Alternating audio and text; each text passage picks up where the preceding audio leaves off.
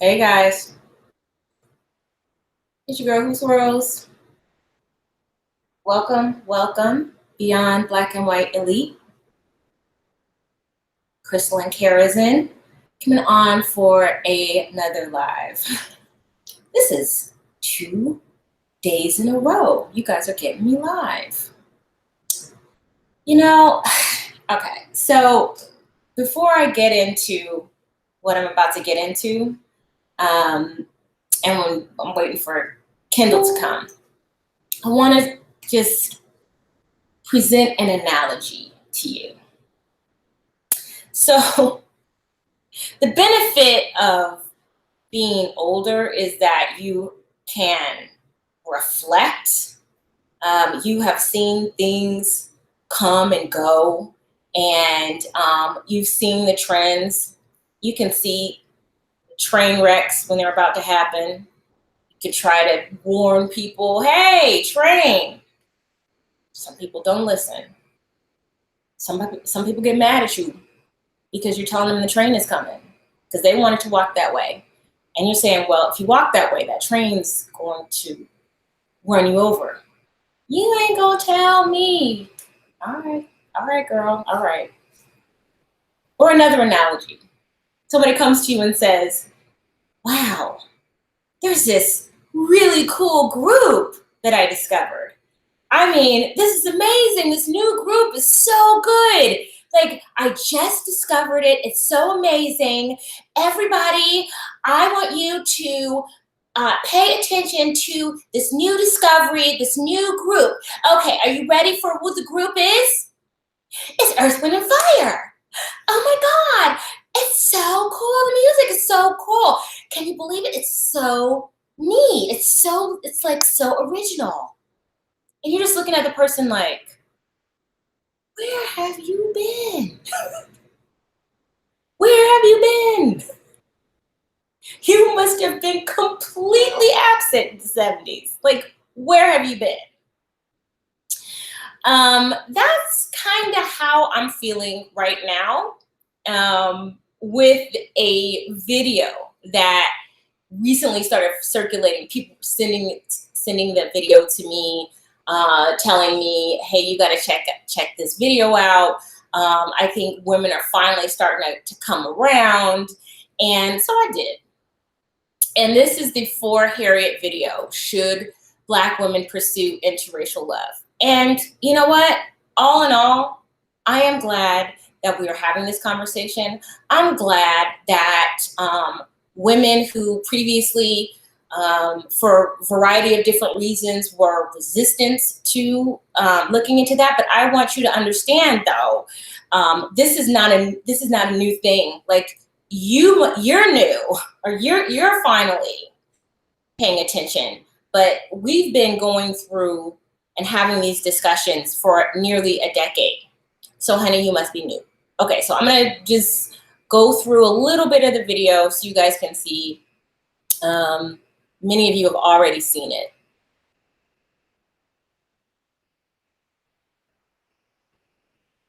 Okay, let's click.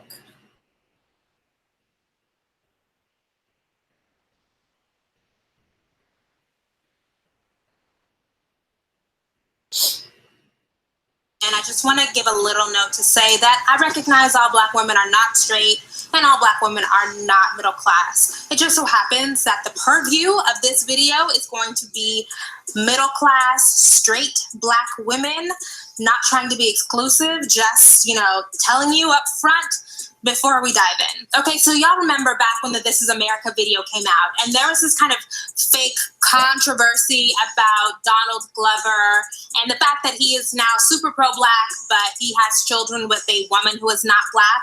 That's apparently his partner, whom we never see. And I call it a fake controversy because I actually don't know how far these discussions get beyond social media. And also because I'm pretty sure that if you are a Black person, you recognize that there are a ton of pro-Black men historically who have partnered non-Black women. We know that's a thing. So there are a couple of different strains of commentary on this issue. One of them is Black women going way out of their way to say, we don't care, date whoever you want, it doesn't matter. And then the other one is Black men telling us that we have a double standard about Black men dating non-Black women versus how we view Black women who date non-Black men. And I wanted to take some time to address it because even though we put Black men dating non-Black women and Black women dating non-Black men on equal plane, they're not the same. So I also have to say that according to the census data that we have, the vast majority of Black men are married to Black women. But of new marriages, 1 in 4 Black men who get married, which is already a pretty small number, marry non-Black women. Okay, I'm going to give you that really small number. 60% of Black men do not marry, okay? And of that 60%, 24% marry interracially. Goes even higher if the person has a degree and has some money and is upwardly mobile. So the vast majority of the piddly puddle, yes, they marry Black women, but it kind of makes you wonder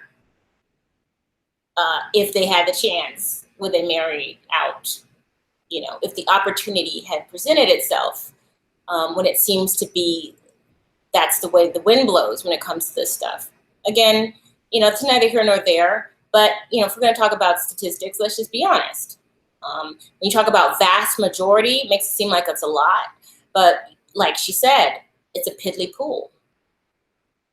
And Black men are 2 to 3 times more likely than Black women to date and marry out. So I remember back in 2010, Jill Scott faced a lot of backlash because she wrote an essay for Essence about some of the uneasiness she feels when she sees a successful Black man. Okay, we can skip over that part. By Ralph Richard Banks. Okay, did you hear that? I came across this book from Ralph Richard Banks. I just want to, okay. Did y'all hear that? She came across this book. He is a law professor at Stanford. He wrote a book back in 2011 called Is Marriage for White People? So the whole premise of the book is that Black women need to start dating and marrying out for our own good, but also for the good of the Black community. So I'll say that I was compelled by that thesis, but, you know, I had some concerns because I'm a pro-Black woman. In my mind, I imagine myself marrying a Black man, and I don't have any desire to change that. But he's actually making some really compelling points, so let's dive into them. So Banks lays out who Black women are partnering and who we aren't. Higher achieving women are more likely than they've ever been to marry lower achieving men. Right? So more than half of college educated Black wives have a less educated husband. That's another striking statistic, right? So just simply you can think of college educated women, about 50% of them are married to a guy who didn't graduate from college. This is among African Americans. 50% of Black women are married to a guy who didn't graduate from college. But it's also true that among whites, women are about 4, 5, 6 times as likely as they were 30 or 40 years ago to earn more than their husbands. Right? 30 or 40 years ago, in 1970, I think, say there were only 2 or 3% of wives who earned more than their husbands. Now it's 25%. So it's about 1/4. So again, trends in the same direction, but more extreme among African Americans than among others. So that's one development. The other okay, I don't need to get all into it. In the nation. And he argues that these patterns exist in large part because we are socialized to be loyal to Black men and Black communities. We encourage all sorts Okay, I want to talk about that for a minute. We are encouraged to be loyal within Black communities. And let me just take a break for a second because I want to see what you guys are saying in the chat.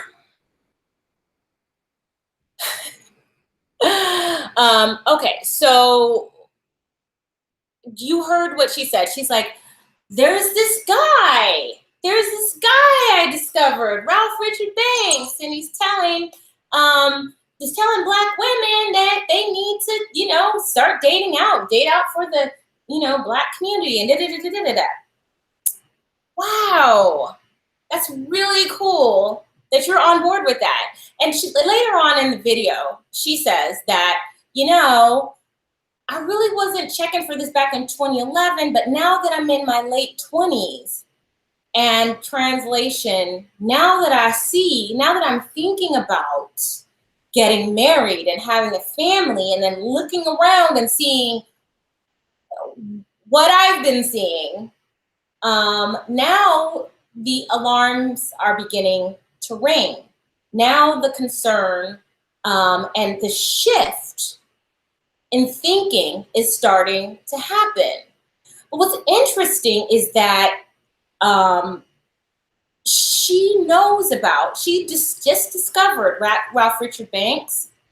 That's really interesting, because I can tell you that for Harriet and the crew along with For Harriet and all of these so-called woke women could probably still can't, but sure could not stand me back in the day.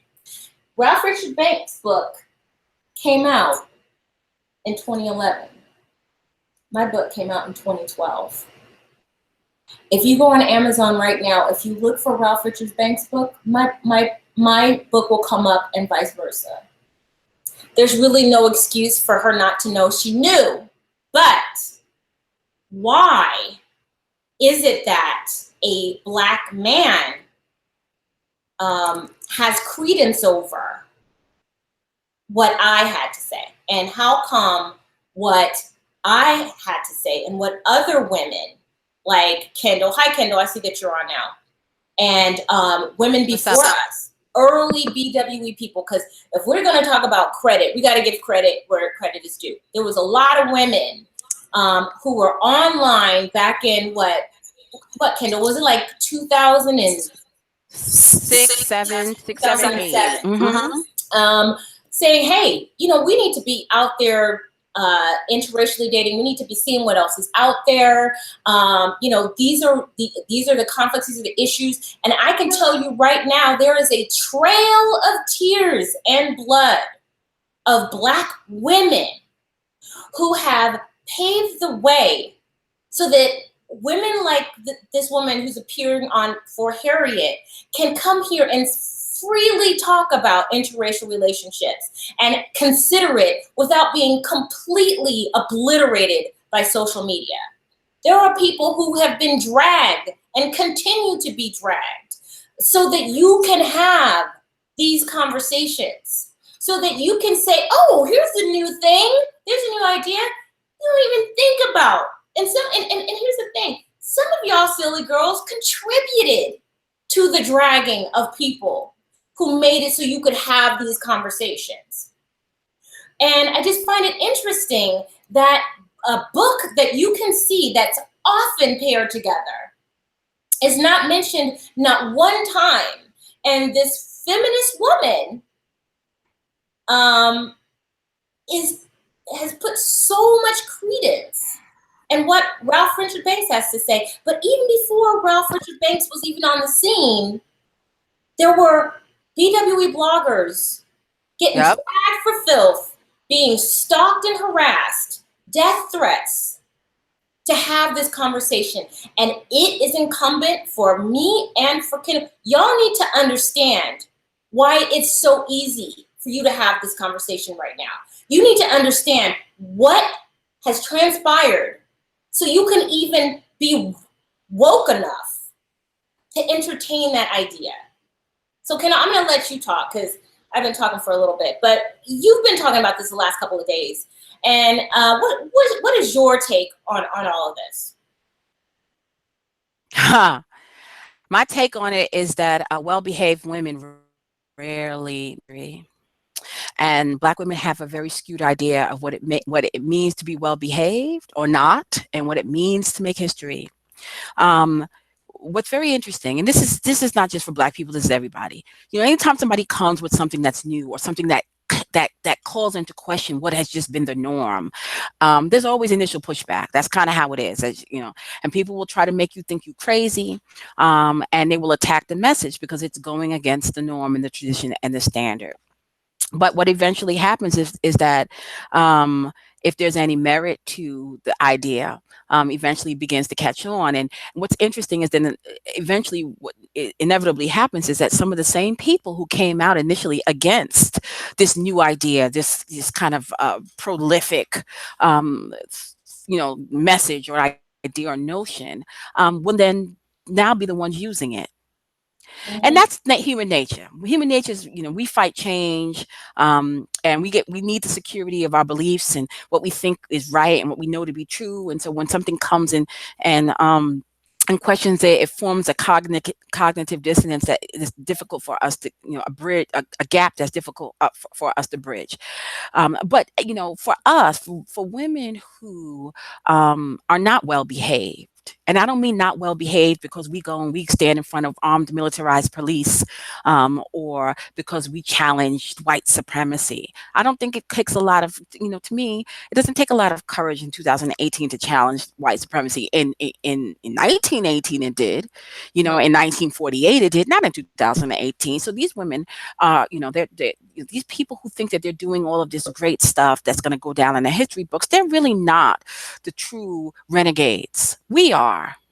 And so, yeah, I have to admit that I feel a little some kind of way when chicks that I know just, 5 or 6 years ago, hell, 5 or 6 months ago, are now using my talking points. Women who I know made articles that come up against women like me and you and others, like you said, the original BWE founders and others. Women who made response videos, 3 and 4 to each one of our videos, talking about trying to dismantle and critique our talking points, and talking as if they know. And one of the things that's very interesting is these women are always younger, Chris. You notice that, right?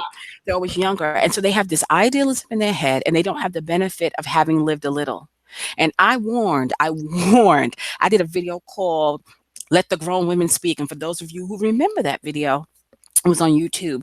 I was addressing this very thing. When young and their youthful ignorance and arrogance speak on things that they really are not that knowledgeable about, it has ramifications. People are listening when you use your voice to speak to the world on a public platform, and you are speaking with such authority about things that you really are not an author of. Right? You're speaking with authority on something you're not the author of because you haven't lived long enough to be that. You are influencing other Black women in ways that could have dire consequences for their lives. Absolutely. And then for you to circle back around, a year later, 5 years later, say, oh, I'm sorry, you know what? Y'all was right. But what about all the young girls who listened to you in between and made life decisions based off of you speaking out of goddamn turn, whose lives end up being sent on a detour because they thought you knew and you didn't? See, that is the danger of the young, ignorant, and arrogant maiden talking out of turn. And Black women, we always talking. We always think we know. We got an opinion about everything, and we think we know when we don't. And I was a young woman who was just like that. So when I'm telling y'all sometimes that you just need to sit one out and just listen. Sometimes you just need to watch something a little bit longer before you come to a final conclusion or opinion on it, because you don't really have all of the information yet. I'm speaking from experience. So to hear people who have suggested that I'm a bastard baby making Bed-Stuy bum bitch from Brooklyn who's hit the wall and who's just old and washed up and mad because salty because of my poor life choices. And so now I'm speaking bitterly, to then turn around after they've lived a little bit longer and their platforms have been attacked, or they've gone without finding that elusive Black love that they were champions. And suddenly, right, we say, thing. Earth, Wind, and Fire. Have you heard of them? It's a new thing. Yes. And they never come back and admit it. No. They will never humble themselves in the face of the emerging crone and say, you know what? You were right. And I apologize for speaking on shit when I really didn't understand, when my perspective was limited because of my experiences. No, they'll act like Eureka.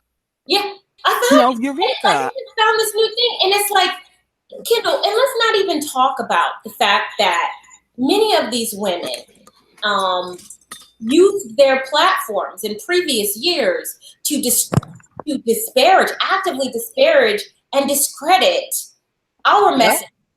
And Yeah. that stuff is there. I mean, honestly, you Google me, and there's a trail of lies and character assassinations, dragging my family. I have had death threats. I have people writing my family members and my neighbors trying to trash me and throw a wedge and cause me pain, and you just come out of nowhere and be like, oh, there's this new thing. Like, do you even understand Right. what got you here, that made this even okay for you to be on YouTube and say these things? And like, that's really my point. Like, if it would have just been that, hey, I just, discovered this thing, and I did my further research, and I went down the rabbit hole and discovered all these other things, and this is what I found. But no, you just coming out the blue after, 5 years ago, 10 years ago, up until on Lipstick Alley, on Long Hair Care Forum, on the Coley, or whatever you were, dragging my name and Kendall's name and anybody in this sphere. You done dragged us for filth. And then now that you see what we see, then all of a sudden you feel okay to say it. And y'all are not even understanding what has transpired and what continues to transpire that makes it okay for you to say what you're saying. Yep. Yep. Golly. And the real world, and that's what gets me. This is why I left YouTube, because I realized that for a lot of the women who watch us, and all of us, not just you and me, all of us, this is a game for a lot of you guys. Yes. You come to our pages to get entertained and to be emotionally riled up, to get, as what my mentor calls, your goddess fix. You come in and you jump from platform to platform, and you to hear differing and diverging viewpoints, and then you close up shop and you go back to your life, and you don't realize, and you're very flippant with our interests. 1 minute you love us, the next minute you hate us. Any new bitch can roll up out of nowhere and make any of the most ridiculous accusations against us. And some of y'all will go and jump on that. But you could have been with us, following us for 3, 4, 5, 6, 7 years. Some new bitch, unheard of, nobody know her, come and throw out some unsubstantiated accusations about any one of us. And some of you are so disloyal that you jump ship with no receipts, no nothing, and we're sitting back and so while y'all are playing mean girl, sorority girl. We're not going to name names, but we are going to call it like it is. No, because the truth of it is that while y'all are playing mean girl games, you're getting death threats. Yeah, we're getting death threats. I mean, y'all think this is fun. You guys have you have your popcorn. You like what you said, your goddess fix. It's kind of like this whole soap opera drama, because one thing that Black folks love, and I always tell this to Kendall, I love humor and drama. Humor and drama. You're here for the funny stuff. You're here for the drama. So you guys are sitting here popping the popcorn for the drama, but not really understanding the sacrifices that people are taking so that you can have these conversations, and we can have these discussions, and that maybe your life won't be put in danger, or your children or whatever won't be put in danger, but mine have.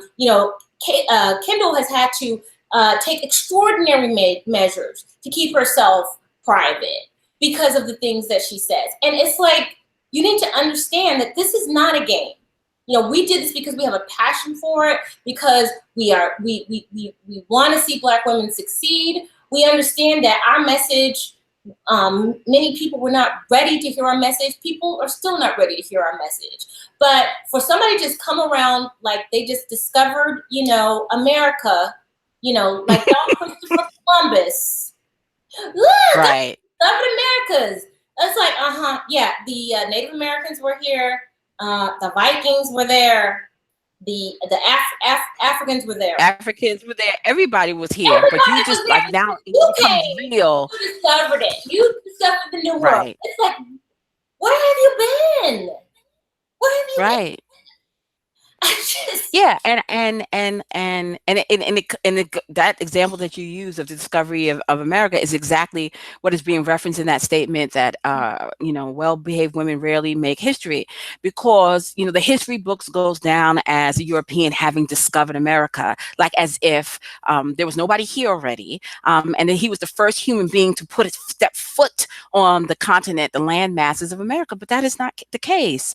Lots of people were here, were already living here, had already had already migrated here from other parts of the world. Black people were here, Native American people were here. Like you said, the Vikings had already made trips. I mean, but the way the history books goes down in favor the Spaniards and what's his name with the ships and all of that. So that's the same thing that happens. And so the women who it's like the natural hair care movement. I was natural. I started going natural when I was about 17, almost 18 years old. This was 30 some, I'm 46. So this was almost 30 years ago.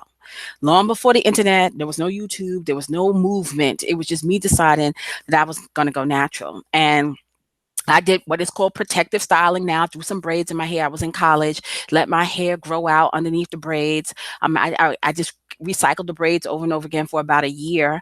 And then I finally took them out and decided I was going to go natural. I did my big chop. There was no name for it back then. It was just cutting off the perm.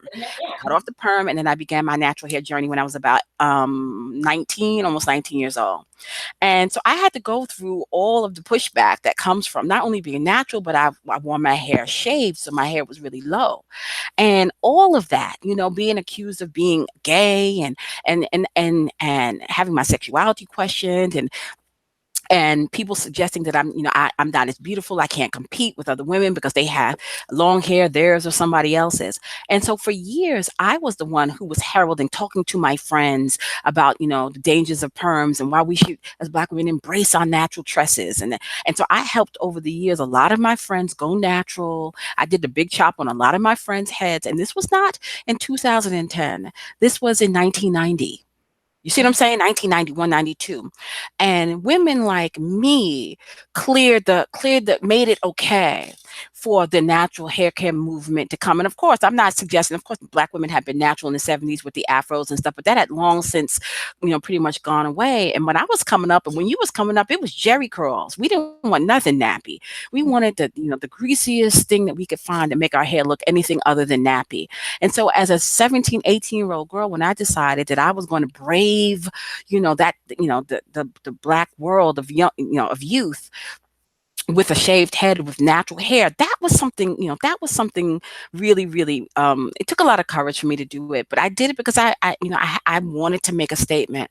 And so, here come you Johnny come latelys now, and I'm glad for it. Don't get me wrong. I'm glad, that it has happened. But, the young women who are now spearheading the natural hair care movement, and I just kind of chuckle and I'm like, but there were women who were around long before you were even born who paved the way, who paved the way for you to be able to so freely, grow your hair out and do all of these different things. And so we're not in the history books, but Taryn Guy is. Right. You know what I'm saying? The mixed race girl with the curly 3A hair is in the history books representing natural hair for Black women. But the first of us, the regular old nappy-headed Black women who used to go and sit in a barber chair every week and have every man in the barber shop, question. My barber used to tell me that when I would leave, all of them would be telling him that I'm gay. And he'd be like, she's not gay. Because me and him were cool, so we used to hang out. He'd be like, yo, she's not gay. Not that there's a problem with being gay, but they would assume just because I wore my hair really short that I must be gay.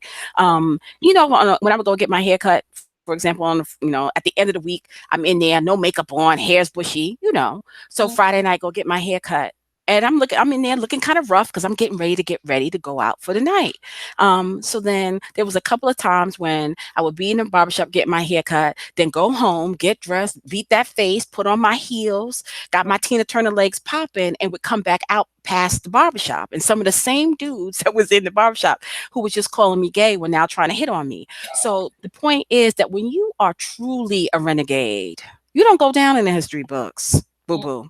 You are the one that people question and attack and deride and try to undo and threaten. Right. And then once you have done it, because you are truly the courageous one, and the coast is clear, then here come everybody, Right. Exactly. who now want to act like they woke up like this. No, you didn't wake up like this. This Right. was part of it long before you Right. even knew anything about this. And that's fine. That's the nature of human evolution. But don't ever get it twisted. And I'm always going to tell you so. Because I Right. see a lot of these chicks, a lot of platforms, some of these platforms that are really big right now got big because they came for us. Right. They got big because they positioned themselves against us. No, that's the thing. Like, do you all even understand how dumb they think you are? I mean, do you even realize the YouTubers who are doing this right now, that you don't have any kind of memory, like you have complete amnesia, that the reason why they got a voice is because, again, Black folks like humor and drama. So they thought they were going to stir up some drama, thought they were going to have a little humor by telling me off, coming for me. These people and their platforms now, which have exploded in part. Why? Because they came for me. And why did they come for me? They came for me for one reason only: the interracial relationship element that I was promoting. Yep.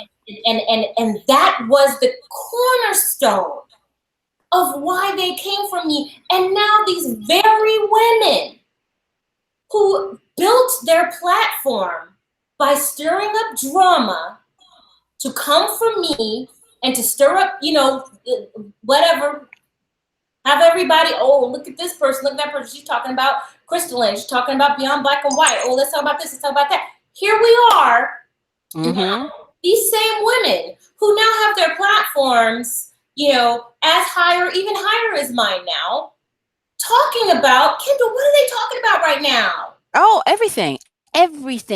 All of a sudden, this week alone, this is Marriage for Black Women. Is in videos. It's in videos of well-known platforms of women who are anti-swirlers. It's amazing. It is amazing. And what's interesting, Chris, is what happens is this: they get out there and they live a little. Either their personal pursuits of Black love elude them, and so they start to question shit.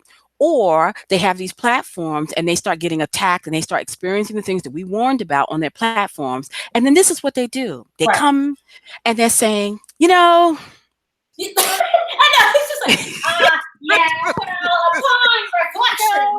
But you don't say that though.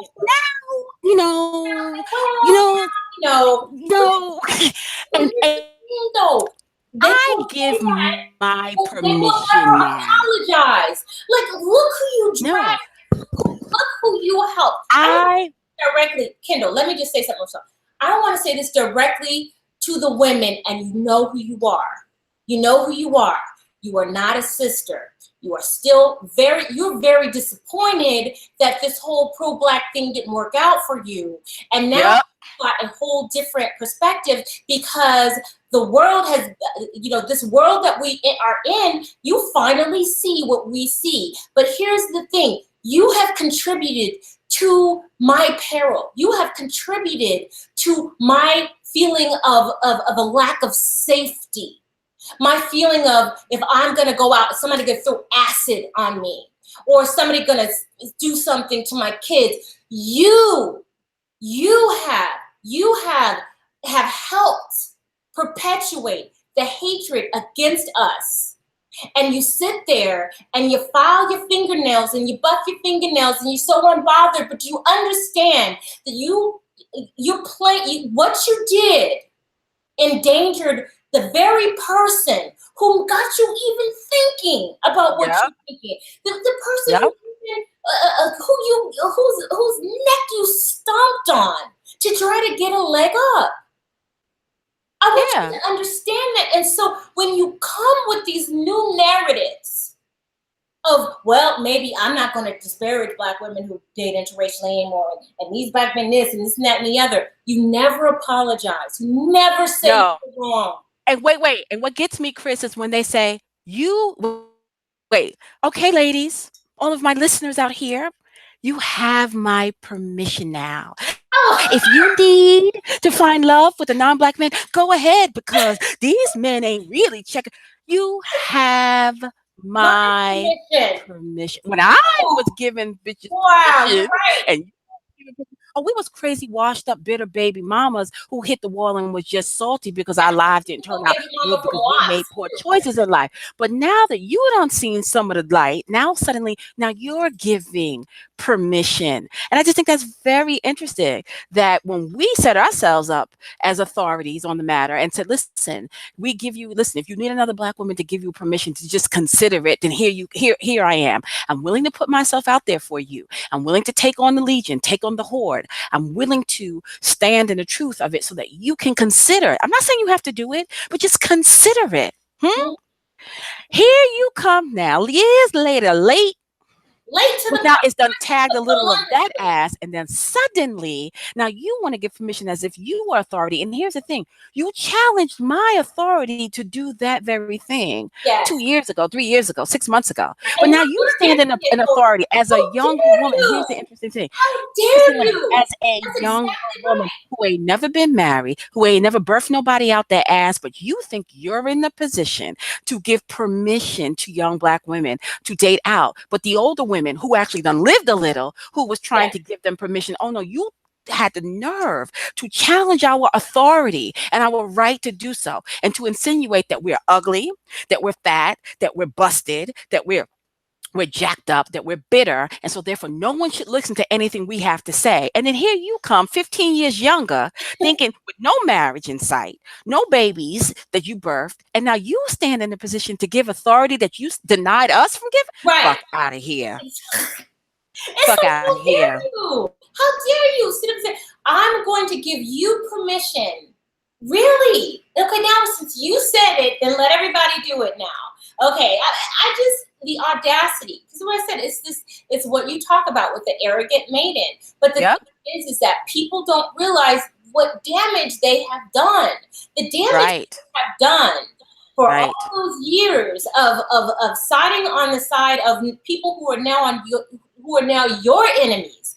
Now you can have, and I know deep down inside, you know what we're talking about.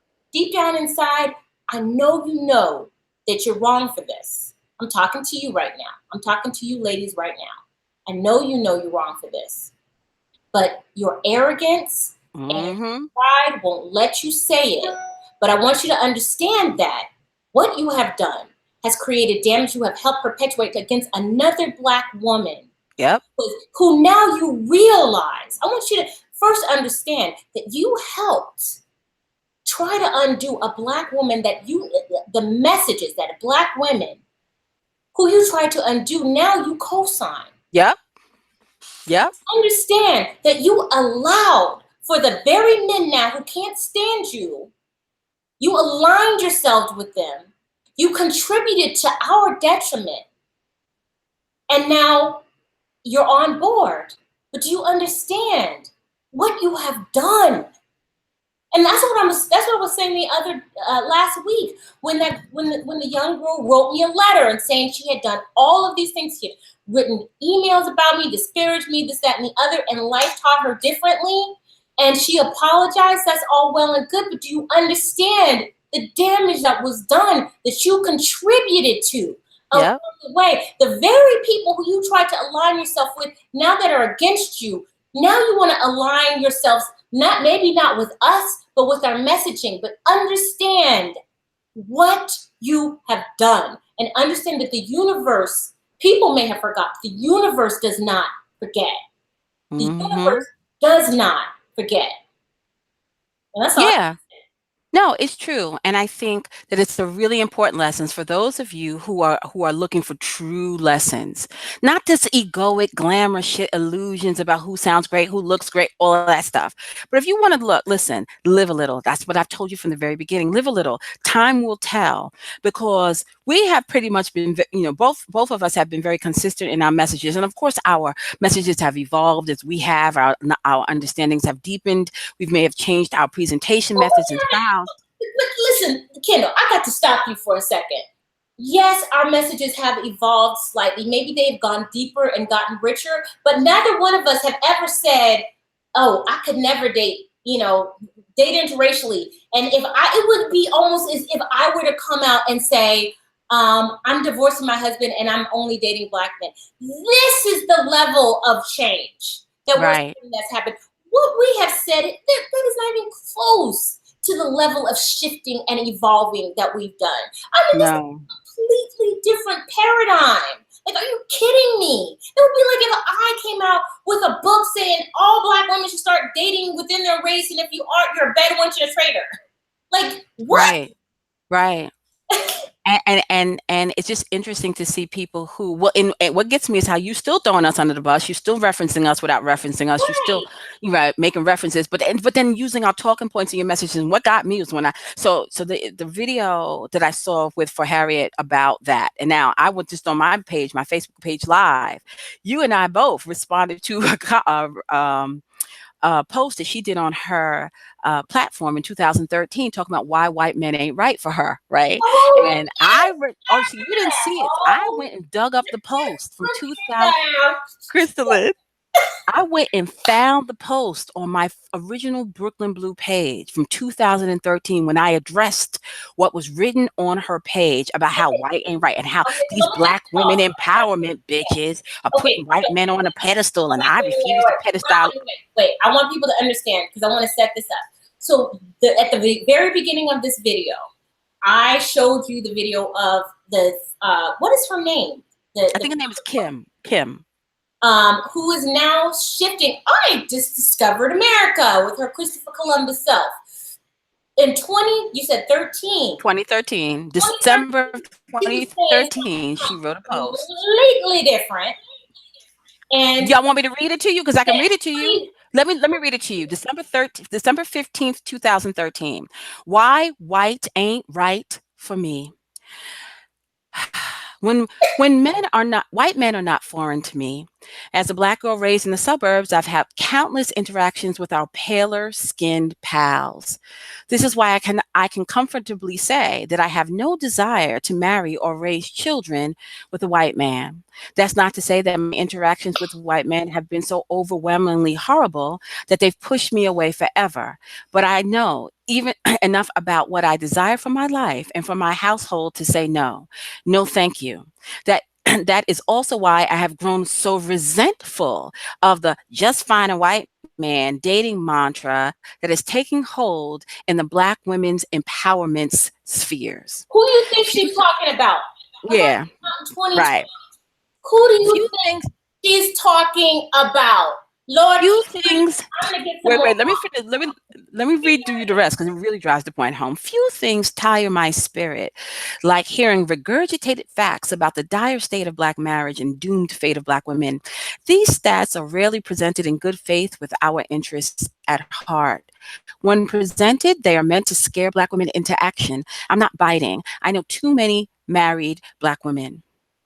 Black women's empowerment blogs and now an increasing number of authors seem to believe that dating out will cure the Black woman's problems. The presumption is that women who don't desire to date out are blinded by loyalty or that we just don't know what's good for us. That's true. We know exactly what we are dealing with. I certainly have been attracted to white men. Justin Timberlake, Bradley Cooper, Paul Walker could all proverbially get Black woman who loves Black people and feels committed to keeping the Black community, at least in part. I just can't abandon the brothers. Listen to this part. Wait. Even if it feels like they know that they have no problem doing the same to us. It certainly cannot be a coincidence that so many noted race men have partnered with white women. These men, though they may speak community uplift in their work, embrace individualism in their household. Strong Black communities begin with strong Black families, and those families can look quite a few different ways, but they are headed by actual Black people. I am decidedly unromantic about long-term partnership. Let's say, for argument's sake, that you cannot control who you fall in love with. You cannot control with whom you procreate and marry. I do not see being desired by a white man as an achievement. These women view dating out as a feat. I have no fantasies about what life with a black man may be, but I guess it does seem like find a non-black man rhetoric is predicated on unrealistic expectations. Who do Idealizing you think she was talking about? idealizing non-black seems just as harmful as shunning them entirely. The interracial dating champions also minimize the difficulties that accompany dating out. The ubiquity of white supremacist cultural conditioning indicates that any man you date will have been affected. No, no, no, that doesn't mean that all white men are racist, but it does mean that constant messages about the inferiority of Black people and their own superiority have shaped their thinking. I don't want to be anyone's race teacher. In any relationship, there will be explanations and compromises, but I feel comfortable knowing that there are things about me that a Black man will just know. I'll be the first to call Black men out on their misogynoir, but I do so from a place of hurt and frustration. And that certainly does not mean I believe in abandonment. The divisions that exist between Black men and women are real and should not be understated. However, they are not, in my opinion, insurmountable. I have no fear of never marrying. Singledom is not a Black woman's curse. Oh I my know God. too many Black women in healthy, happy, long-term relationships. Black women marry later. So perhaps I'll have to wait a while before my shining Black prince shows up. But please stop telling me that he will never come, that my desire to cultivate a Black family will leave me alone. Love can be beautiful. Making a life with anyone has complications, and I am sticking to my decision.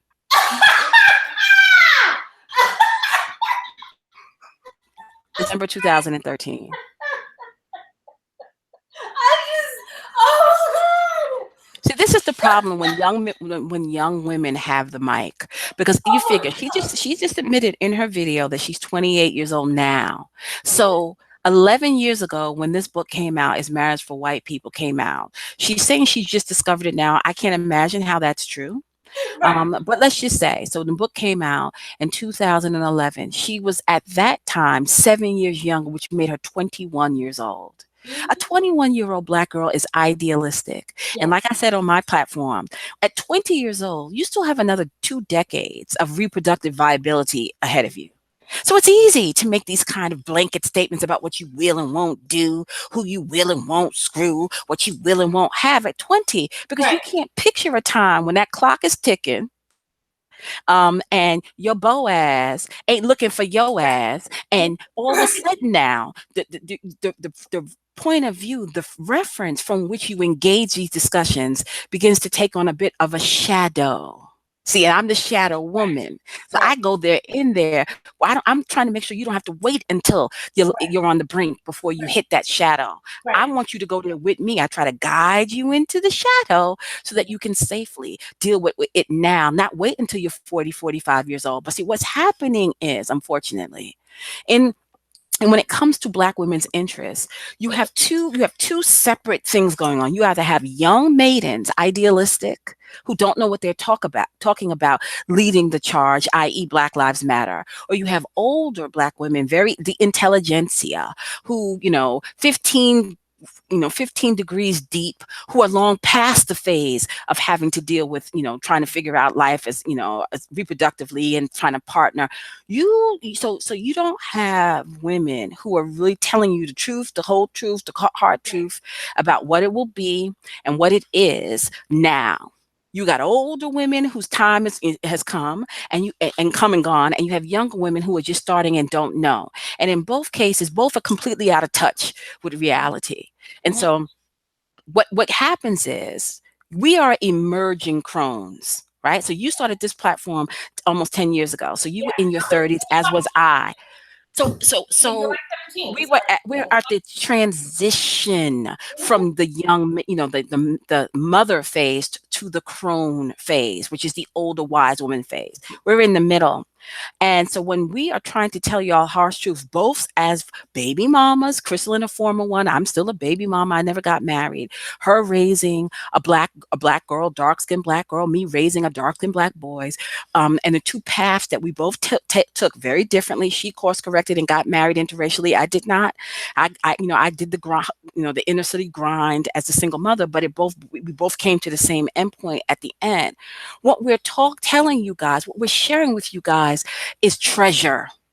Because no one is telling you the truth about the stuff we're telling you about. We're not trying to doom you to our fates. Quite the opposite. We're trying to help you navigate the landmines that you're too young and idealistic to see. Absolutely. And here's the thing, too.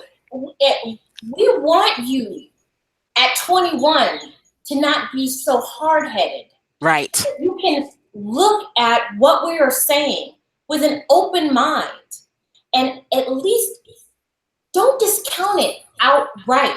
Maybe if it doesn't agree with your spirit, just shut up, though.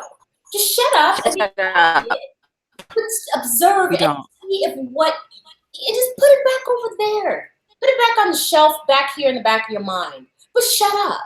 And then see if what happens plays out. But what happens is you don't shut up. So you'll do a blog post because the internet has a short attention span, but a very long memory. Yep. And we can go to 2013 when you were 21, Kim. And right. What you were saying and all the shade you were throwing my way or other people's way that were in this space. And now you're Christopher Columbusing this whole interracial relationship dating thing. But here is the thing. You latched on. You knew about me. See, that was evidence right there. There's no way you didn't write that calendar. post. And the gymnastics. Is that on my page? Huh? Somebody was talking. I'm trying to make sure it wasn't. My computer. Okay. I was making alert from calendar. Emma's gymnastics. So Emma has gymnastics at 4:00. But so you knew about me. You knew about me. You knew about because you knew enough to disparage me. You knew about the community, and my book had come out. There's no way you didn't know. You knew. And so what you did was when you did this video and you Christopher Columbus, this whole interracial dating thing, you went with Ralph Richard Banks. Man. Because that black man, to you in your mind, held more credence than what I had to say or other people had to say. And I want to also talk about this, Kendall, how we treat each other as black women. How we don't, how we will step on each other to listen to what, I will say the same thing. A black woman will say the same thing, but a black man says it, and it's like, and the thing is, these women they'll be the ones claiming to be so woke, be so feminist. Yeah. But you're going to disparage what the women are saying. But if a man comes and says it, if a black man comes and says it, then all of a sudden you've made this great discovery. And I want you guys to understand that, recognize your bias. You're not as woke and feminist as you think you are, because what you did was a very paternalistic thing. Well, yeah, and you see that a lot in these streets. You see people who start new platforms, right? Black women who will start a platform on social media, Facebook, they'll start a blog, or they'll be on YouTube or whatever. And the first alliances that you see them beginning to make is always with the men. Yes. And there's been several cases of that where you see black women who got big platforms, who the first people that they started doing collaborations with were men. They didn't seek out other black women. They started out with black men. And then when shit went downhill, because that always happens, then they begin to seek out other black women to collaborate with and stuff. And so what you see is women who talk a lot about questioning feminism, questioning patriarchy, or questioning black male this or black community that, but in their behavior behavior show you something else. Their first allegiance, their first thought process is to link up with a man and begin to go back and forth with him, or to link, or to wait for some man to say what Black women have been saying for forever. Right. And then suddenly it becomes legitimate. So it's very interesting. That's why I say a lot of these women who think that they're so not well behaved really are well behaved. They're cleanup women. They're handmaidens, just with a different bow on it. They, Right. they got a different talking point, and they think that makes them separate. Somehow that makes them stand apart. No, you are part of the same machine that's been existing the whole time. You're arrogant enough to believe that you're somehow very different, and you're not. You're not. And it's not until you've lived a little, or these niggas turn on you, Yeah. then now you want to give space to what we've been trying to tell you. And the thing about it is, we've been trying to tell you the whole time, they're going to turn Yes. on They don't you. believe us. I'm like, just wait. They're going to turn on you. This is how they are. This is what they do. I'm not talking about every Black man, but I'm talking about the specific type of men who are on YouTube and who you're aligning yourselves with. Like, you have stepped on the necks and the heads and the backs of Black women to get Scooby snacks from these men who then have turned on you. And now you're speaking a totally different tone. Life has shown you, life has taught you that lesson that we were trying to tell you, but you were just so Black male identified. You didn't want to hear what we had to say. We were wrong, and you just knew we were wrong. And now, but let me tell you something. I don't even think it's just that they were Black male identified. I think that these are women who have certain kinds of ambitions, and they know. So, for example, my platform stays relatively small. I purposely keep my platform small. You know how I do that? I keep men off my platform. Yeah. The more controversy that you have, the more back and forth you have, the more your stuff gets shared, or whatever. I don't allow men in my groups. I don't allow men on my pages to comment. I have very few. I think I got maybe two male Facebook friends. I can't, of course, control who used to sub and comment underneath my videos. I can't separate that out by gender, but I would go in, and for the most part, I would police my pages, take all the men's comments off. And so the measures that I take to keep myself small, I do it on purpose. I know that it's the controversy and the back and forth that makes you go viral. I know that that's what happens, and I choose not to do that because I don't want to go viral. I don't want all of that drama and foolishness attached to me. But so what you see is a lot of times when these women, one of the surefire ways that they're motivated, not just about whatever their supposed message is, but they're motivated by ambition, is that they engage. When they come out, one of the first things that they begin to do is align with other men. They allow the men under their videos to other Black women. They don't seek out the next sister first. They seek out the dudes, and then they allow the dudes to run carte blanche in their comment section. They do all of that. They always, and because they want their names to be big. They want the infamy, because that brings views, that brings subscribers, that brings likes, and that brings revenue. And so they know the game, and we know the game, how to build up a platform and what to do. And so what's interesting is that few people ever take notice of that. These women who supposedly all about Black women, but notice who their first attempts at alliances are with. Right. Notice how they handle their platforms. They, the balanced and fair thing, or whatever it is that they're trying to do. But that really is just to legitimize the kind of tension that is necessary to go viral. Right. And here's the thing. Keep platform purposely. You have one girl who aligned herself with a man who facilitated a community that girl, don't even get me started. That cultivated and gave aid and comfort to a man that killed a fellow Black woman. Yeah. And that's okay. And that's okay. You sleep with a white man and you're the biggest traitor on the planet. Realize, like, that's okay for you. Like, that was okay for you. That this woman who's now the champion of Black women aligned herself with a man. Like, I can't even have somebody on my show one time, but you can have a person who has a ongoing relationship with a particular individual that gave aid and comfort to a person in his group that actually committed murder.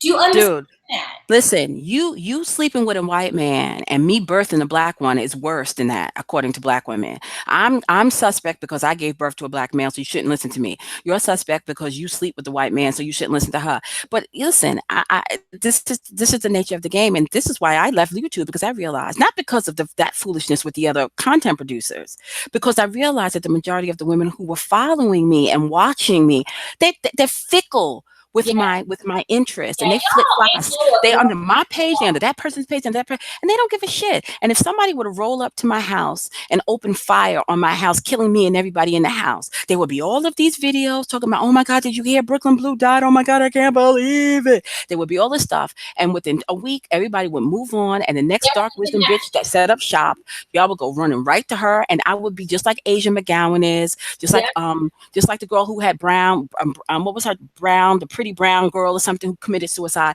We just become a cautionary tale, and y'all move right on, and you don't give a shit. So we have sacrificed everything, and in the end, it matters not. And so I caught the picture, and I was like, you know what? This is a setup, and I'm out. And that's why I shut down my YouTube channel. It was not because of the dudes. Right. It was not because of black men.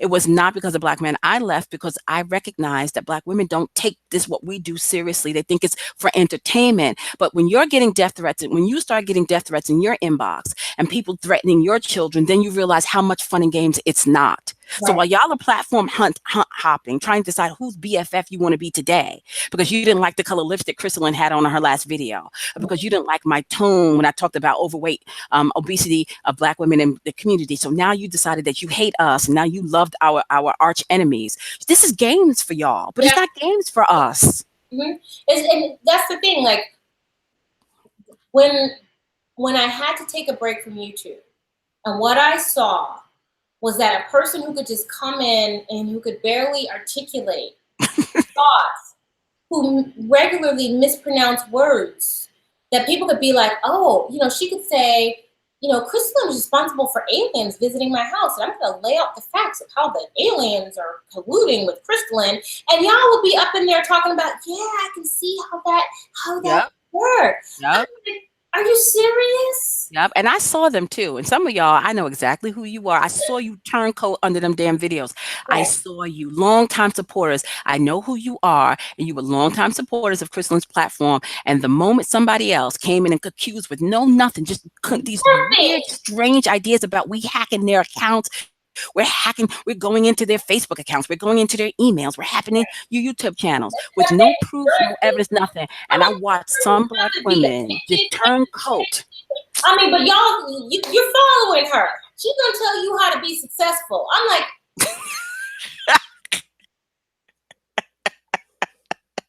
that's what I'm saying. It's always the shiniest, newest thing. And we talk about how black men are so easily distracted by shiny shit, but we don't realize we're just like them in that way. And so listen, y'all ain't have to tell me twice, because I got it.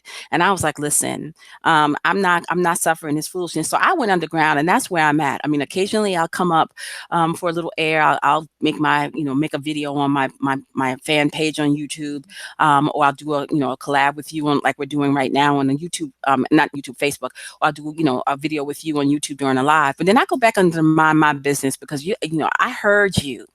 I heard exactly what you wanted me to hear, that your whatever this thing is, this obsession, fixation that you have with the black male, and this obsession that you have with no one ever telling you the truth about your role in what's going on with black people, that overrides anything that I might do, or I might say that's a benefit to you. And somebody roll up with bullets flying through my window before I get the picture. So I left. You know what I'm saying? I left because I'm like, dude, these threats are real in my world. And while they may think it's games, it's not games. I have real world interests. I got a kid, I got a mama, I got extended family members. I got real world interests. And while this may be YouTube fun for y'all, this is real for me. And so that's why I decided I dipped out. But you can imagine how it feels, though, to come back now. People send me videos all the time of some of the same people who came out against me, and they say, go to this this timestamp. And so I'll go to the timestamp and I'll listen to it, and I'm just sitting here like, wow.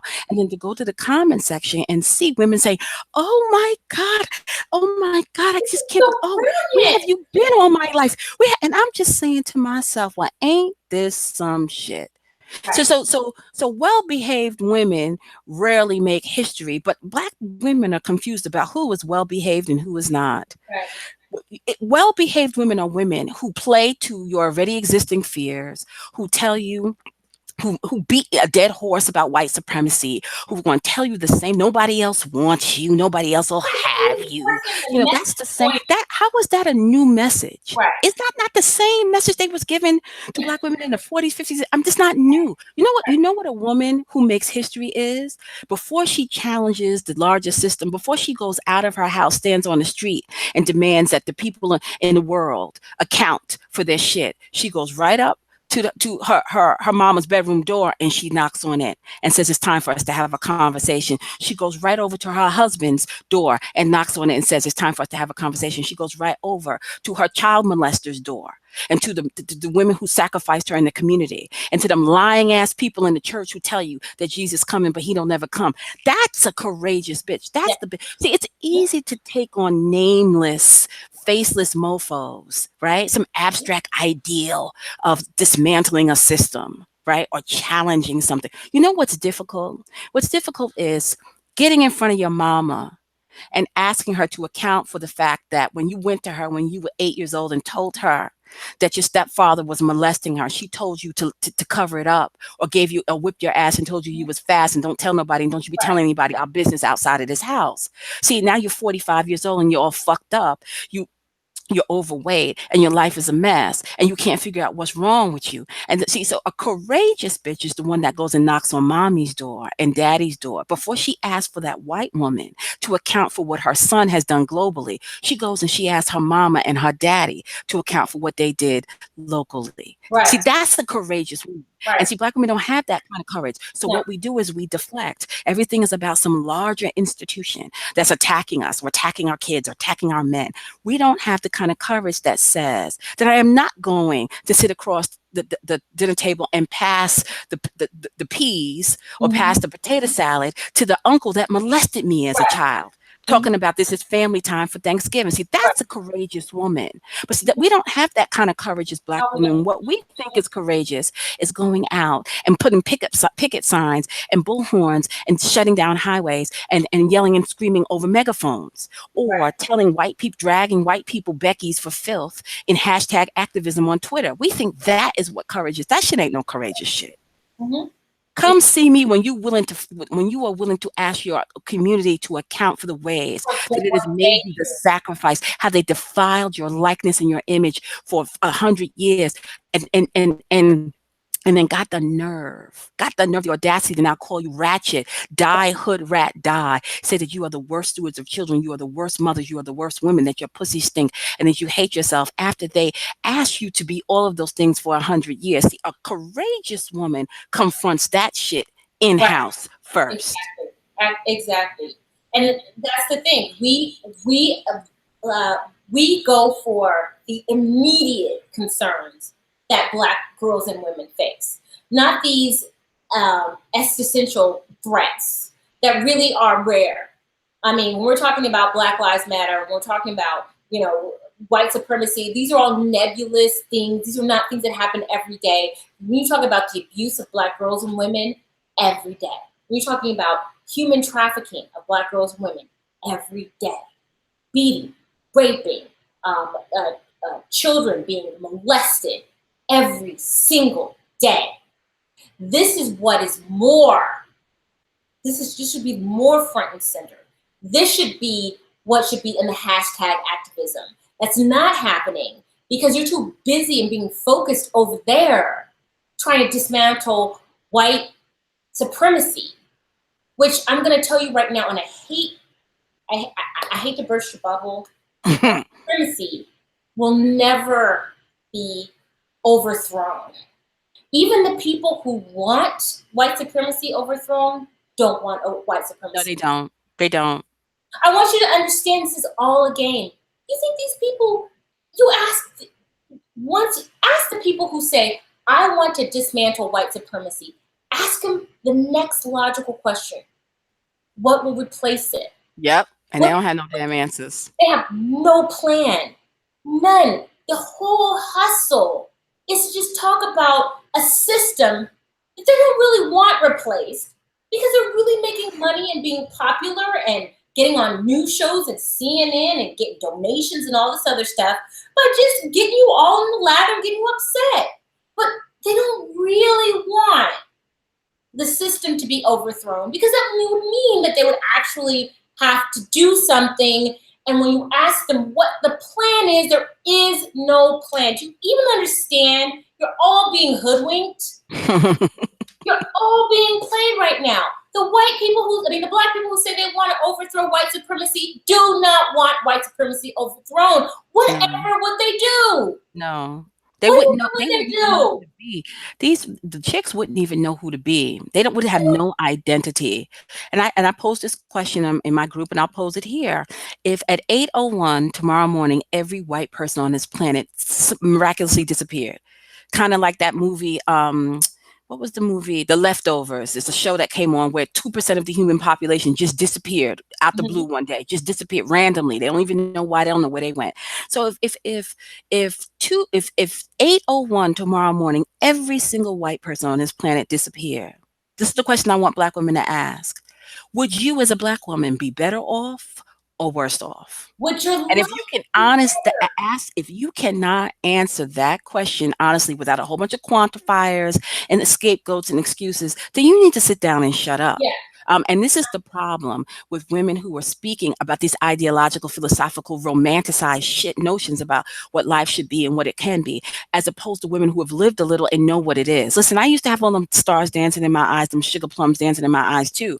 But 20 years of raising somebody, a black male's kid, in the inner city environment, making shit happen by myself. That shit will teach you a lot.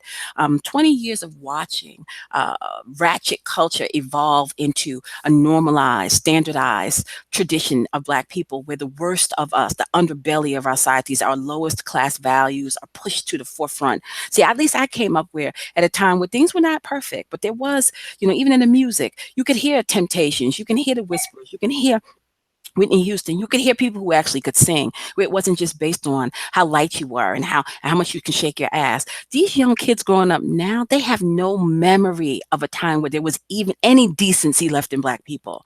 So I'm sorry. I don't think all of this, like I said, well-behaved women rarely make history. And I believe that in the end, people are coming forward and admitting that we were right, of course, without admitting that we were right, without being humble, without saying, listen, I learned. And here's the deal. I humble myself because I remember being young and stupid. And I'm not even talking about just in my 20s. I'm talking about in my 30s and speaking out of turn, talking about things I did not know, being all idealistic and romanticizing reality in life.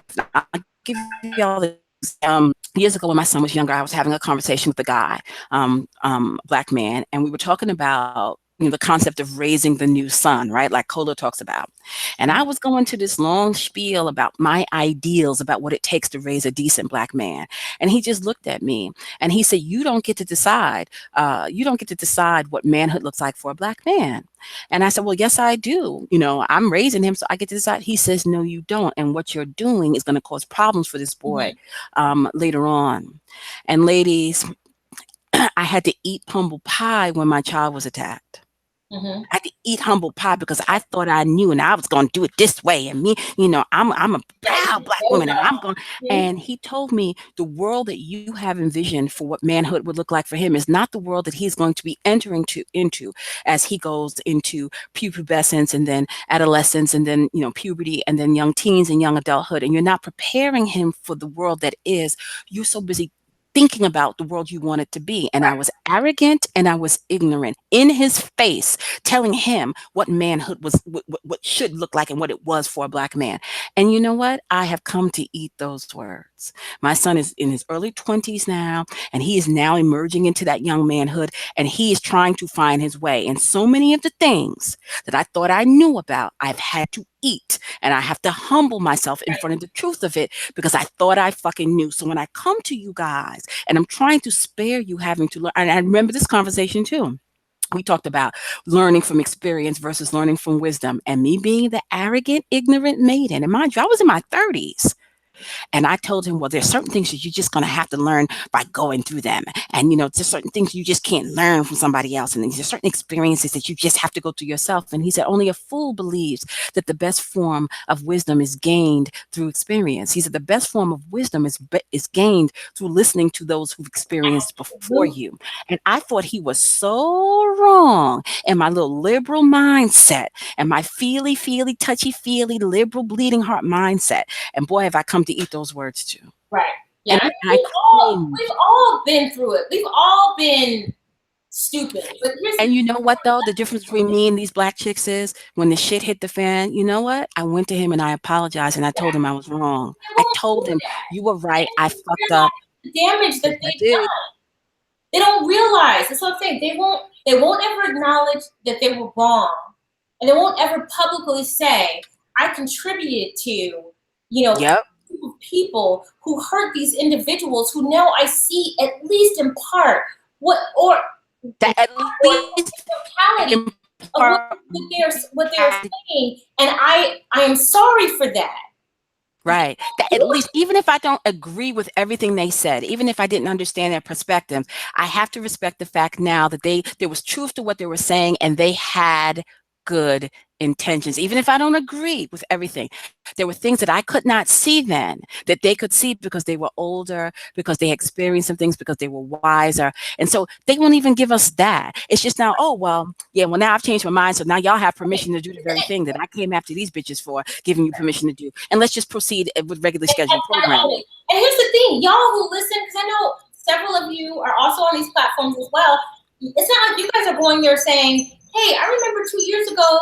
Yep. This whole no. Kindle where you were like breaking things down and disparaging her about how wrong she is about things. Or I remember when you were calling, the swirlers disparagingly, and now you're saying, I don't see those comments. I don't see you guys calling these people out saying, I remember, because I'm a subscriber of both of you. You're just kind of, yay!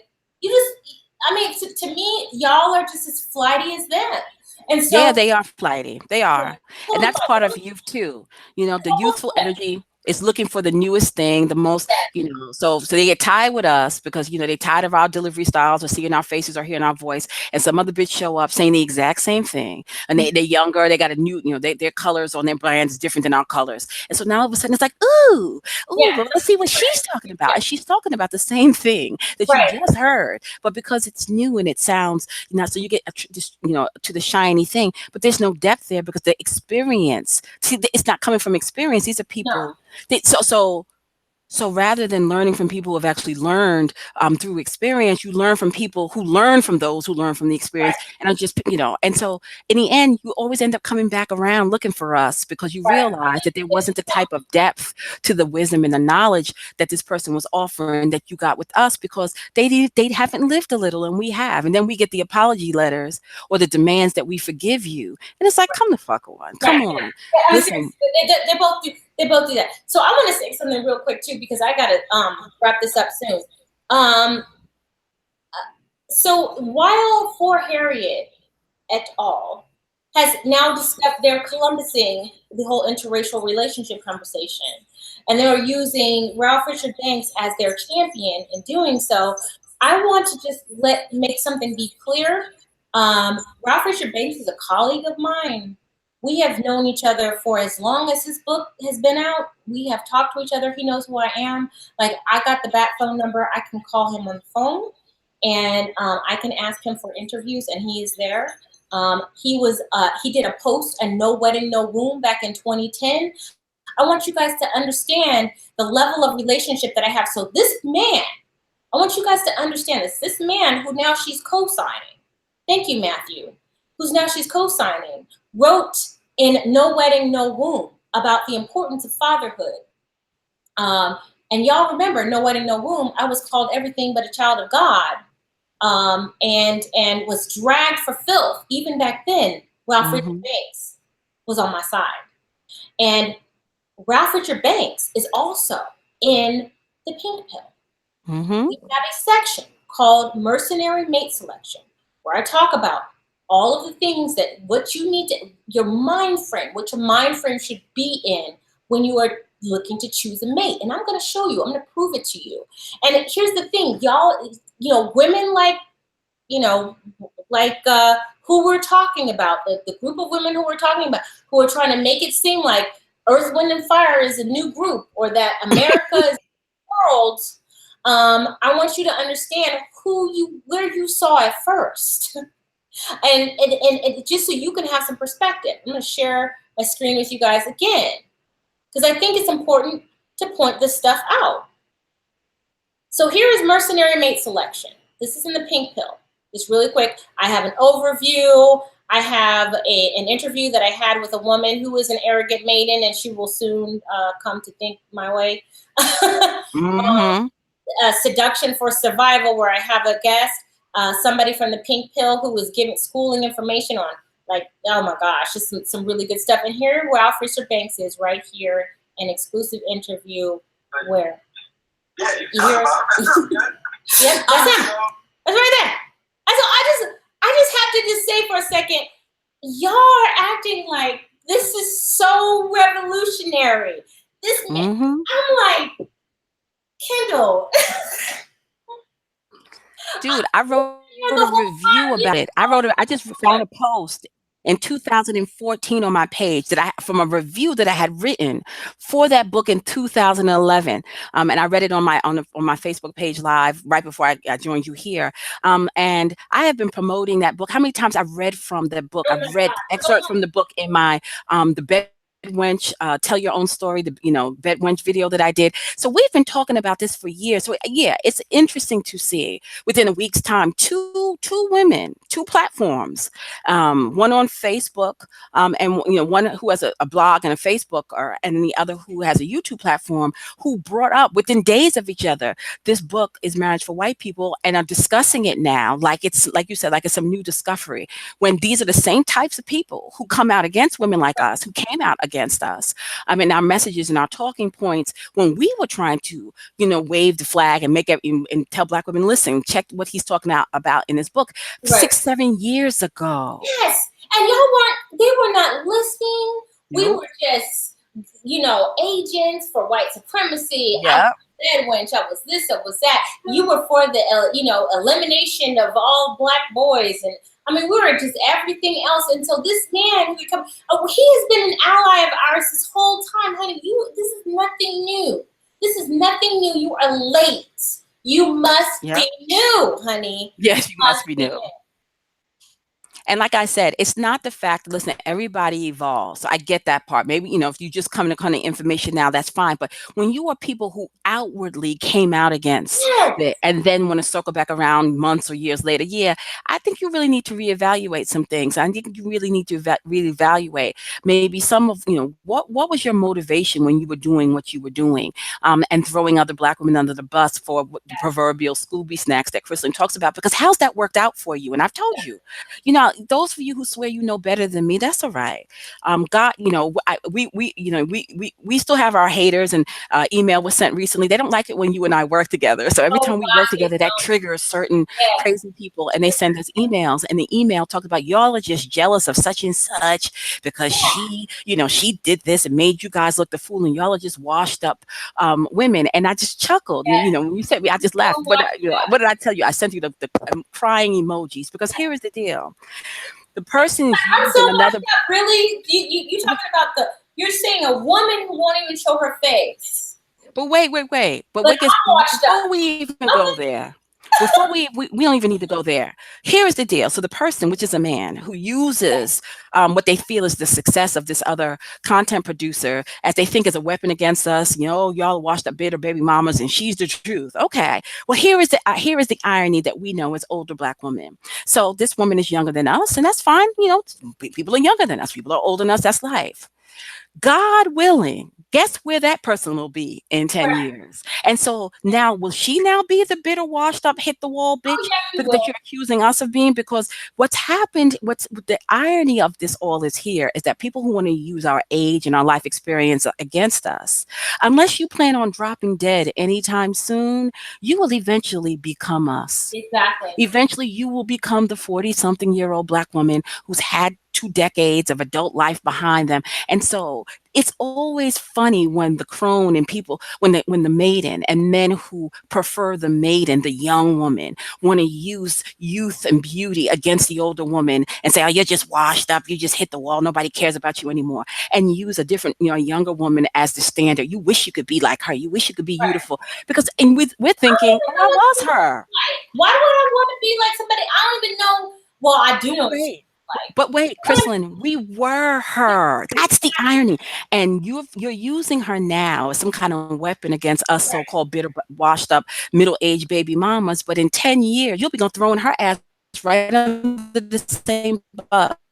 Right. Now you'll be calling her washed up, hit the wall, bum bitch, Black woman. So the irony of it is that when y'all hit us up and you're comparing us to these younger women with platforms who you support, whether you're male or female, you support because these women have come out against us, and you use our age, right? You say, well, they're younger than you, and you're just jealous and the joke is on you, and the joke will be on her, because unless she plans on dying or taking her own life sometime soon, live a little. She'll get where we're at. I'm about to be 45 years old, July 17th. I was born at 7:03 in the morning, 1972. I am officially a middle-aged woman. Right. You know what? Here's the thing. Would I ever trade? No. The knowledge that I have right now to go back? No. No. What's the use of having youth and beauty if you're ignorant and arrogant? You're going to only do the same thing over and over again. Yeah, which is over again. Stupid. And God, I mean, understand this. When we talk about what we talk about, understand that we're not coming from a place of superiority. We're coming from a place of, we done made all these mistakes. We don't want you to make these same mistakes. And yet some of you are so hard-headed, you can't even see that. Like, we're telling you, hey, we messed this up. Well, I'm not going to do what you did, so I don't need to listen to you. Okay, well, here you are. Right. You wrote a post in 2013 about how you can wait for your Black Prince Charming to come, and here you are, 28 years old. The biological clock is starting to tick. People around you are starting to get married. You're seeing your friends, all this other stuff. Now you're saying, maybe I should think about this. And do you even think about what you said or what you did? Or and how many other Black women you sent on a detour? Poor Harriet got bought by a bigger, some kind of website that's even bigger than them. So they got bought. And so their message is being distributed widely throughout the world. Like, do you even understand the impact that your ignorance and your arrogance has made? And now you discovered, now you doing a Christopher Columbus. You done discovered Ralph Richard Banks damn near 10 years since he's been around this whole time. Well, it's so funny because there's a comment in the comment section that says, let's stop talking about age. I haven't thought of it. Why is it being brought up? Well, first of all, the world doesn't center around you. So I don't know why you think that whatever matters to you is what we're going to talk about. Second of all, it matters, one, because it's a real thing and it definitely affects women's lives. And second of all, because this is our age is one of the things that has often been used, weaponized against us, and trying to discredit our message and discredit the value of our wisdom, because we're old, washed up, bitter baby mamas, middle-aged, fat, ugly, rejected, bitter baby mamas. So no, the age thing was brought up by other people first. Typical baby mama from Watts. That's what one letter to one of my in-laws said. Christelyn is a typical baby mama from Watts. Well, if I'm a typical baby mama from Watts, then I suggest that y'all need to invest. Everybody need to get some of that then. If you are living the typical life of a baby mama from Watts, then why we have a 77% out of wedlock rate? Why are we all sitting around talking about all why is all this fear about what's going to the future of the Black community? Come the fuck on. Right. Yeah, so what the irony of it is, and it's so funny that, you know, everyone who thinks that because we, especially you women who want to write us off because y'all made those Right. mistakes in life. The funny thing is that you got two options in life as a woman. You're either going to age and eventually become just like us, meaning age-wise and experience, or you're going to die before you reach our age. So keep laughing, keep joking. In the end, the joke is on you. The joke is on you. What will your life be like? What will you be able to reflect? I can look back at, and I know, Kendall, that when we've had these conversations, you can look back at your life and say, you know what? Yeah, I was really dumb now, but look at what I've done. Like, right. You are going to be able to look back at, you know, at yourselves at 45, which is the age that both Kendall and I are right now, and say, you know what? I didn't do it all perfect, but this is a kick-ass life I'm living right now because I course corrected, because I saw the writing on the freaking walls, and I did what I needed to do, and I stopped being so hard-headed and ignorant and stopped living, you know, stop trying to live my life for Scooby snacks and start living my life for me and start being more mercenary in my thinking. How many of you are going to be able to say that? And here's the deal. We came of age in the 90s and in the early 2Ks. And this is what I talked about on my platform. We weren't in the age of Trump. We didn't have what was going on in the larger global, the global reality that is going on now. So young women now who put themselves on a 20-year detour may not ever recover. Absolutely. Things are going to be so different 2 decades from now. All of the safety nets that allowed you and I to survive when we were young with our baby socials, they're going to be gone. All of the things, the Social Security that our mothers relied on is going to be gone. So if you are listening to the wrong people now as a young teen or 20 or early 30-something-year-old Black woman, listening to the wrong people influence you because they don't know what they're talking about and they're talking out of place. If they send your ass on a detour, by the time you realize that you listen to the wrong people, it may be too late. And in the age of Trump, you may never recover. See, we were able to recover because the circumstances were not for us what they are going to be for you. So the joke is really on you, because by the time you get to be our age, this world as you know it, the world that we knew, will be long gone. And all of the privileges and the even if it's low, the safety measures, the rights that you enjoy, that you assume was always going to be there to catch you when you fall, ladies, like I said, so I'll check in with you 20 years from now and see how that worked out for you. So for everybody who thinks that the joke is on us because we're old, washed up, bitter baby mamas, at least we became old, washed up, bitter baby mamas in 2015, 16, 17, 18, not in 2030, 2035, because I can tell you this world ain't gonna look nothing like what it looks like now. And if you think shit is bad now, with your cities gentrifying and Trump closing up the borders and putting people out, and all the stuff that's going on, by the time you realize, by the time your blessing is 15 years old,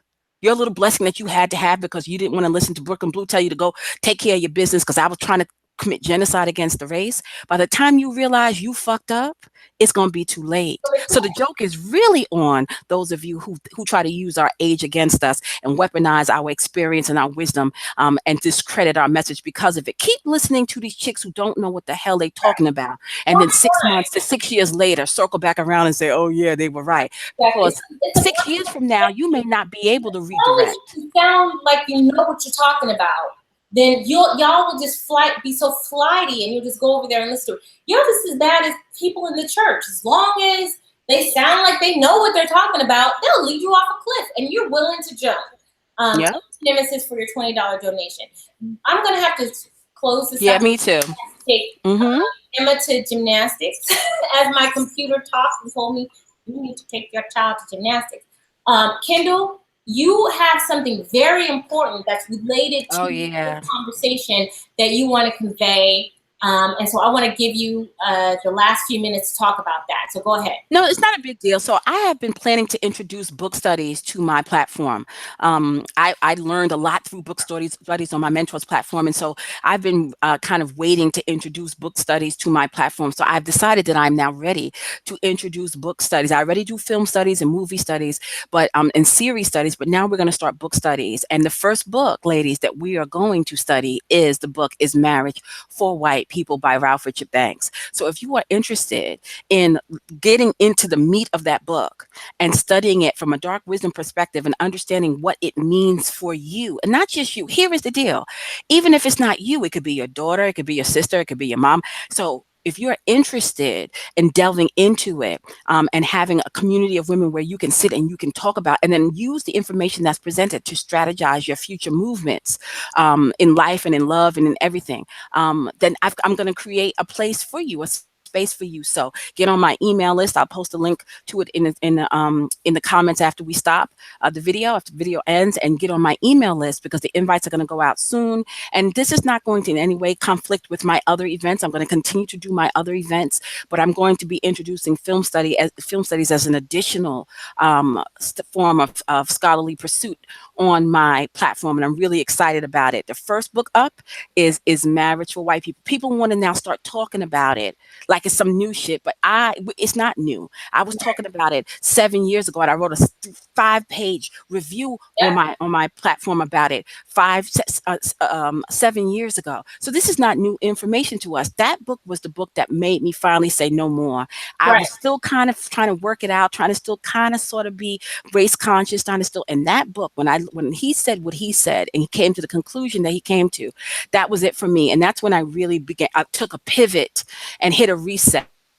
And that's when I really started to put some lines down in the sand, because it became very clear to me what we are truly facing, that this was not a game anymore. We have some real world stakes at risk here as Black women. And that was the catalyst that really made me become Brooklyn Blue. So the book came out in 2011. I didn't launch the Black Women Think Tank until 2013, but by that time it had already taken hold. So if you're interested in going down that rabbit hole with me, where you have someone to guide you and other Black women, where we can suss it all out, come find me. We will be doing a film study of the book Marriage for White People. So you ain't got to listen to somebody's 20-minute Johnny Come Lately video about it.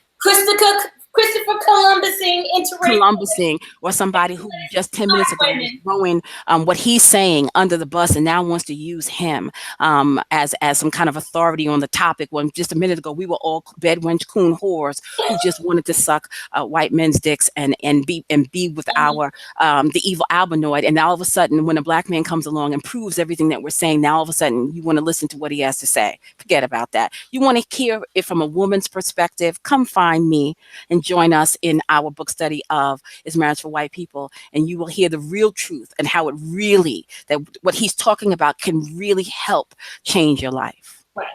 And so you guys know too, make sure you text me your mailing list too. I'm going to put that in the description box after we conclude this. And just so you guys know, Ralph Richard Banks said something that I don't believe is in his book, that he said in my interview with him in The Pink Pill. And he said, who you choose to have children with is the single most important decision you make in your life. And we delve into that entire aspect in Mercenary Mate Selection. That is an addition to Pink Pill that I'd added on since the initial Pink Pill release, because I wanted you guys to understand how important it was. Same as what I've always done from the very beginning. Understand how important it is. Who you lay down with, who you have a child with, who you decide to be with for the rest of your life, how to choose, and to choose wisely. Because it is the single one of the most important decisions you're going to make in your life. It will change the trajectory of your life. And that's why we did Mercenary Mate Selection. And that's why I had Ralph Richard Banks as part of it. And these are the kind of things that are in the pink pill. You know, the very pink pill that people try to disparage. I want to talk about that too, Kendall, for a second, because we're going to talk about that. We got people saying pink pill is trash, pink pill is this, that, and the other. But then you have somebody who says, hey, I found this really great guy. Robert Jabank's been in a pink pill for months now. I want you guys to understand the level of quality that is in that. So you might want to check that out. It's in the link is in the description box. I'm going to also put the link to Kendall's email list, and I want you guys to understand something about this too. We want to help. This is our passion. I feel like we are both really good at it. I think that there's really no dispute that we're really gifted at this. But you know, this isn't free. I want you guys to understand that anything in life, you know, this is something that we do that you know, we should be. This is a business for us. So, you know, we're not your mamas, we're not your sisters, we're not your cousins. We don't have all this time to be talking to you for free. These are things that we do that we have a passion for, but we're business people. Like when you go to the white woman and you want to have information on whatever XYZ, you're not asking her to give you that information for free just because, you know, we're both girls. So I want you to understand that when we do talk about, you've had, 2 hours of information that's been totally free that will probably enrich your life and change the trajectory of your life if you can apply it. But understand that, yes, there is, you know, there's a business element to it. And you know what? Support the people you want to continue to see. And, you know, it's not something that I say every time, but I want you guys to be aware of this. You are not entitled. No. You understand that the sacrifices that we have made to tell these things. Yes, we're good at this. Yes, our talent is this. Yes, we enjoy doing this. But understand that, you know, this isn't something, you know, this ain't welfare. This ain't WIC. This is something that, you know, is a business, and, you know, it should be something that, you know, if it's something that you want to see, if it's something that you want to continue to see, you are entitled to this for free. And so I'll just leave it at that. Kendall, I mean, am I speaking out of turn? No, you were correct. And it's so funny. I'm glad you brought it up, because it's interesting that when your pink pill launched, one of the people who just was talking about Ralph Richard Banks and his marriage for white people talked about it. And how you were going to take everybody's money and just close up shop, and how you didn't know what you were doing. And if they had a swirling platform, they would do it so much better. And it's interesting to see that someone who had so much to say about something they didn't even see, they didn't even know, which was the pink pill, is now quoting an author that is featured in the pink pill. That's crazy. It's amazing. It's amazing to see. Like I say, ladies, live a little. Sometimes it's better to sit down, shut up, and let the grown women speak, so that you don't out here be looking crazy, having to eat humble pie because you spoke out of turn. And this is, I'm not saying this to you because I don't want young women to have a voice. I want you to have a voice, but you got to be able to heed wisdom.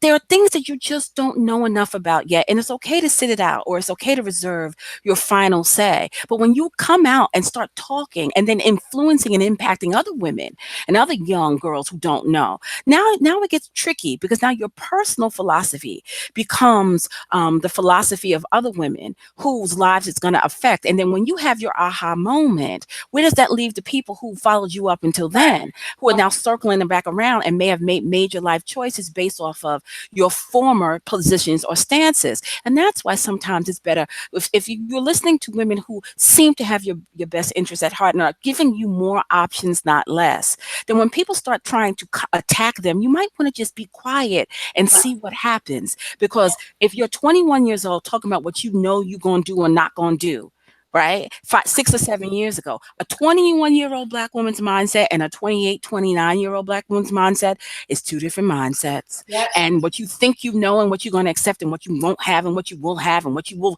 be willing to forego, it looks very different when the time to pay the piper starts getting closer and closer. You start feeling that morbidity, that mortality. You start worrying about them eggs drying up, and suddenly those ideas that seem so unthinkable and those those ideas that were so taboo and those solutions that seem so unthinkable become a little less that. Yeah, I mean, I want you guys to understand that the very person who 2013, okay, this cannot be understated. I'm gonna say this and I gotta close because I really do have to go.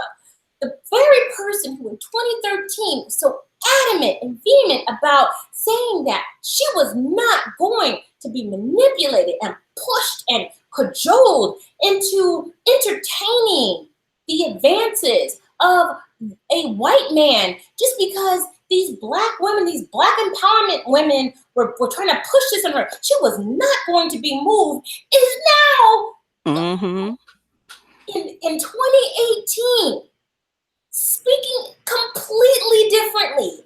This cannot be understated. Do you understand that wisdom comes with time? Like, if that isn't, here's the thing. What we didn't have before was that the internet can chronicle your entire development. And if you're a blogger, it will chronicle your metamorphosis to where you can see things. We can see things more clearly. But here's the thing: people are watching you along the way. Impressionable people who are. Is that you? Is that you, Emma? Sorry to interrupt you, but you have to. Yes, you do have gymnastics, and I'm about to close. So just give me a sec. Okay. So I want you to understand that this same person in 2013 was part of the I Hate Christelyn crew. You know, she contributed to all of that stuff that I'm still dealing with. So I want you to understand that. And I hope if you're listening, Kim, that you're understanding that you contributed to this. But it was always for you. I want to say that, this is not to disparage you, Kim, because I think what you're saying is really helpful. In the end, it's really helpful because you coming around is going to help save other Black women from going down a road. But I want you to understand that you contributed to damage to me. I'm glad you've come around, but you need to know this. Just like if I did something to somebody that hurt them, that continues to hurt them, they have a right to tell me. And we have a right to tell you that you have contributed to endangering us, to the hatred of us, to the dragging of our good names. You need to understand there are consequences. There are consequences. Naivete. There's consequences for your ignorance. And that's it. So you guys find Kendall, make sure, Kendall, you should put cut and paste your link to your mailing list in the chat room. Make sure you text it to me so I can put it in the description box. If you guys want to listen to Ralph Richard Banks' interview along with all the other amazing things that are in the pink pill, and you realize that Christopher Columbus was not the first person to discover America, come find me. All right. Right. Bye, ladies. Bye, everyone. Bye.